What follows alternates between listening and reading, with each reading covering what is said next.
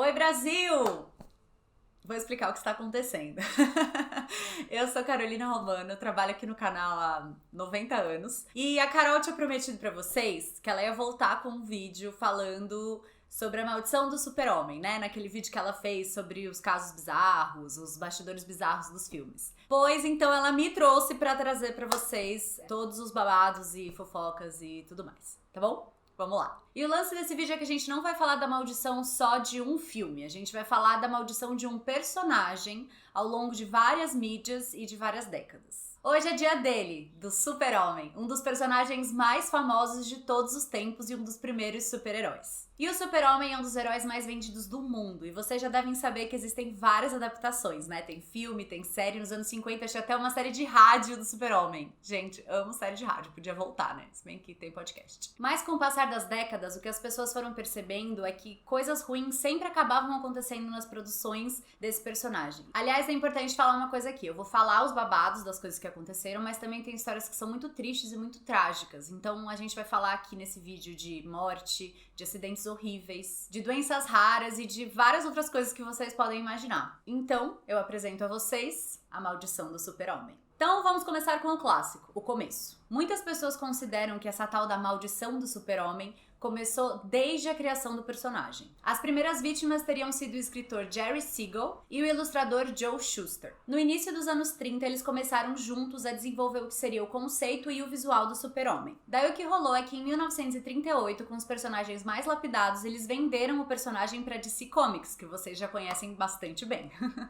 E a primeira aparição do Super-Homem foi nesse mesmo ano, em 1938, na primeira edição do quadrinho chamada Action Comics. A ideia inicial é que essa Action Comics fosse uma revista antológica, então teriam vários personagens que poderiam protagonizar as histórias. Só que o que aconteceu é que os criadores, e acho que nem a DC, estavam esperando o tamanho da proporção que o Super-Homem ia tomar. Eu acho que eu nem preciso falar o quanto o Super-Homem é famoso, né? Só pra vocês terem uma noção, essa primeira edição da Action Comics hoje em dia é uma edição rara de colecionador. E esse ano ela foi vendida por 3,25 milhões de dólares. Milhões. E é a HQ mais valiosa que existe. E daí você vai dizer, pô, então os criadores estão aqui, né, nadando na grana, igual Tio Patinhas.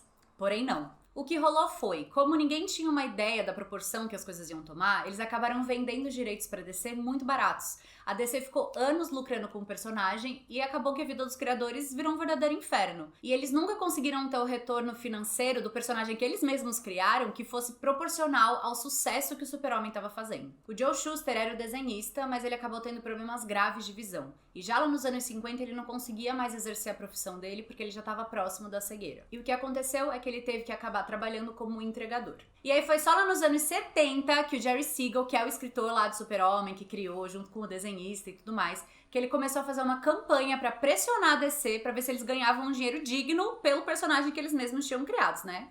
Justo. Já nessa época, o Shuster, que era o desenhista, já estava quase cego e estava vivendo num lar de idosos. Foi só em 1976, 38 anos depois da criação do personagem, que eles começaram a ser recompensados por isso. E eles passaram a ganhar uma pensão de $20 mil por mês. Bom, e diz por aí, né, a fofoquinha rola solta, de que por causa disso, por causa de tudo isso que aconteceu, ficou uma energia meio pesada no personagem, sabe? Tipo, bad vibes. Limpa, limpa! E que por causa dessas bad vibes, coisas horríveis começaram a acontecer com as pessoas que trabalhavam nas produções que eram inspiradas no personagem.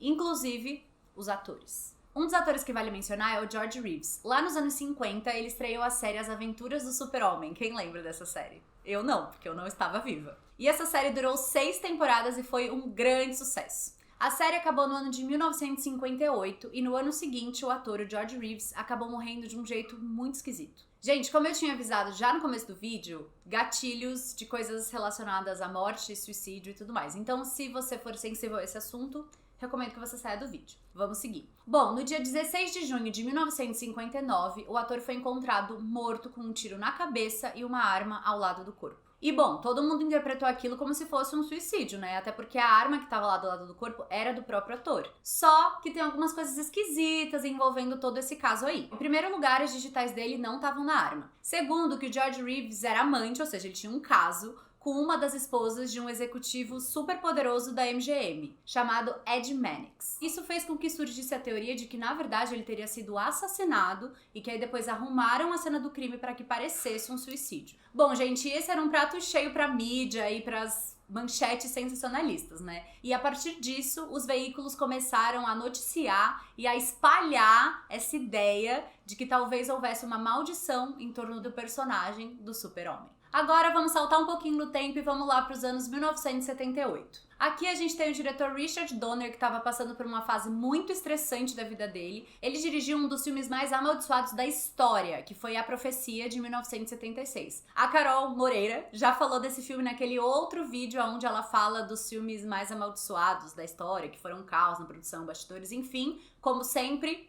link na descrição. E bom, depois desse filme, né, da Profecia, depois de um monte de morte, de acidentes no set, ele falou, tô de boa disso aí, de fazer terror, quero fazer uma outra coisa, vou fazer um filme de super-herói, uma coisa mais inspiradora, né?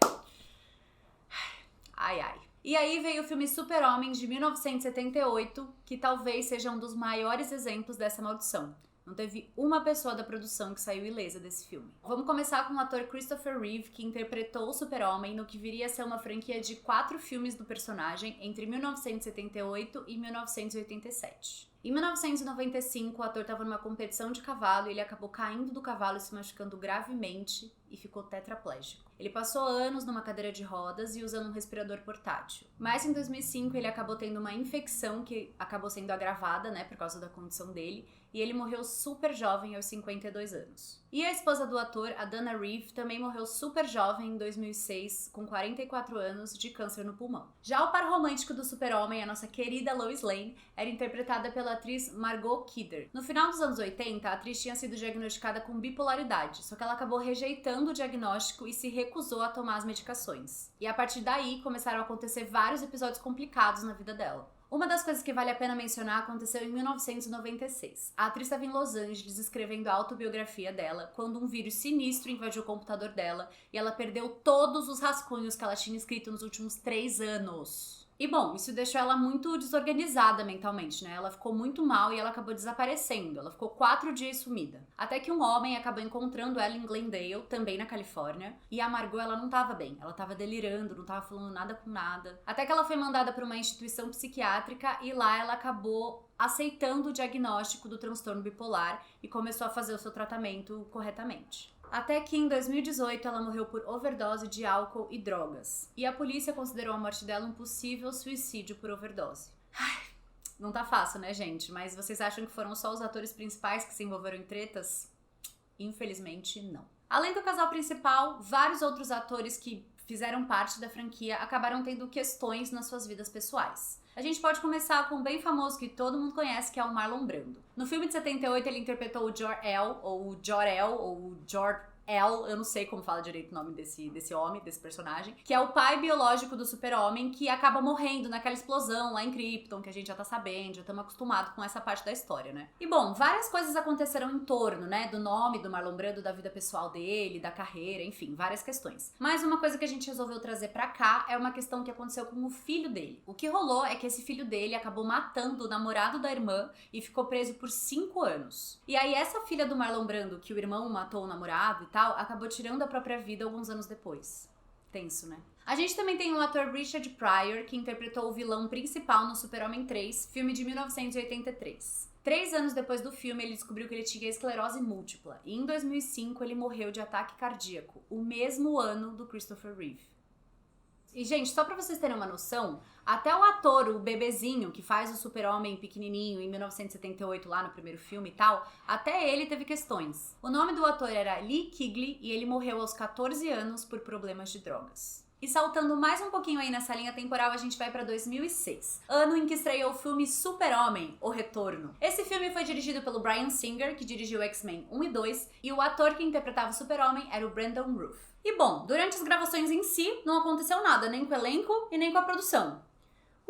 Mas, em compensação, na pós-produção, 3 pessoas envolvidas no desenvolvimento do DVD do filme acabaram passando por situações horríveis. Uma delas foi seriamente agredida num assalto, a outra caiu da escada e a outra se espatifou contra uma janela de vidro. E o lance é que esses 3 casos aí aconteceram tudo mais ou menos na mesma época. Inclusive o diretor, o Bryan Singer, até comentou que é como se a maldição tivesse esperado a produção acontecer pra poder se concentrar nessa equipe aí da pós-produção do DVD. Intenso, né, galera? E bom, a pessoa que tá mais aí recentemente envolvida com a maldição do Super-Homem é a atriz Allison Mack. Ela interpretava a melhor amiga do personagem, a Chloe, na série Smallville. E ela ainda era uma das protagonistas da série. A personagem dela foi a única que, além do Super-Homem, né, do Smallville lá, das aventuras do Superboy, ela foi a única personagem junto com ele que apareceu nas 10 temporadas. Recentemente, ela foi condenada a 3 anos de prisão por ser membro da NXIVM, que era um esquema de tráfico sexual bem bizarro. Ela começou esse período aí no presídio, agora em setembro de 2021. E sim,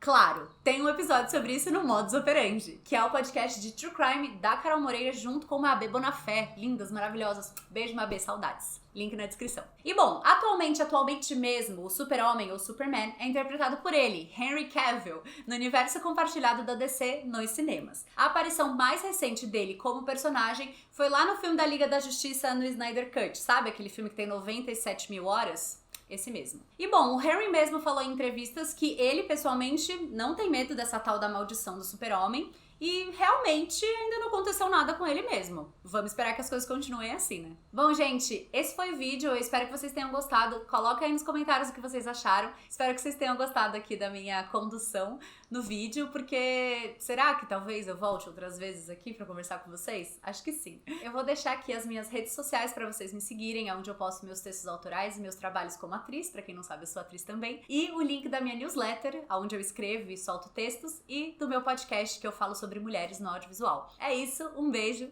tchau, tchau!